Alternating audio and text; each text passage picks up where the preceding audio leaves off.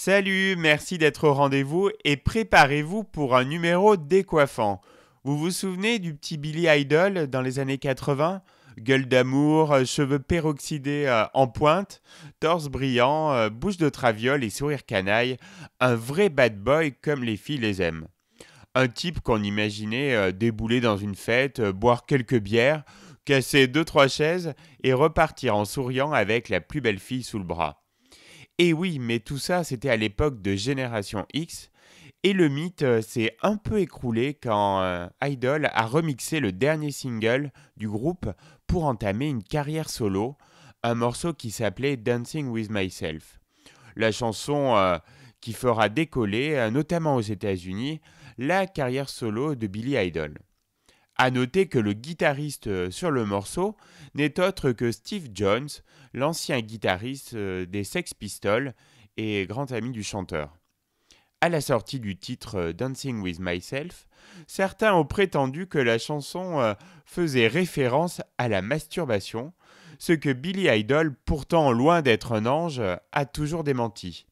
Pour lui, Dancing with Myself est à prendre au sens premier du terme, sachant que la chanson est la première qu'il ait enregistrée en solo. Et alors, quoi de mal à danser tout seul, me direz-vous? Oh, pas grand-chose. C'est vrai que les punks dont Idol se réclamait préféraient le pogo à la valse. Sautiller comme un déglingué faisait partie du paquet. Mais quand même, ce grand gaillard à l'allure provocatrice allait danser tout seul devant son miroir.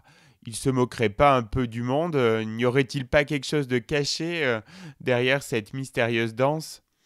Alors qu'il est de bon ton de parler de drogue et de conquête sexuelle dans les chansons rock, il n'en va pas de même pour la masturbation, même si, comme le dit Woody Allen, il ne s'agit de rien d'autre que d'avoir des rapports sexuels avec la personne qu'on aime le plus au monde.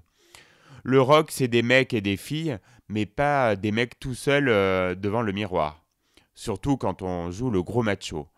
Alors évidemment, Idol a bien tenté de se justifier en brouillant les pistes et en déclarant que l'idée lui était venue lors d'une tournée au Japon où il avait vu des jeunes danser tout seuls dans les discothèques. Ou en expliquant à David Letterman dans le Late Night que les dealers de Greenwich Village appelaient l'héroïne White Wedding, la cocaïne Rebelliel et la marijuana Dancing with Myself. Pour la petite histoire, le clip du morceau a été réalisé par Tobe Hooper, le réalisateur historique du film Massacre à la tronçonneuse.